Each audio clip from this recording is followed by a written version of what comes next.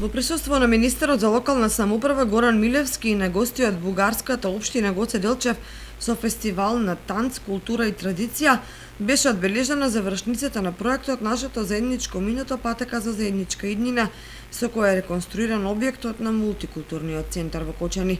Настанот започна со дефиле на учесниците, 5 локални фолклорни состави и 1 гостински од Бугарија, со кратки танцови, запирања. Тие го поминаа потокот од градскиот плоштад до летната сцена на Центарот за култура Бели Мугри.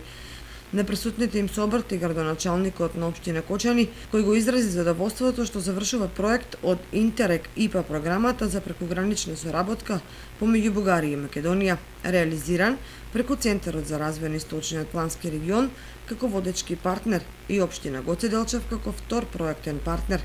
На фестивалот настапија фолклорни ансамбли Митко Алексов и Мугри од Кочани, Љупчо Сантов од Оризари, Китка од Истрибања и гостите Палави Ноженки од Гоце Делчев, Бугарија.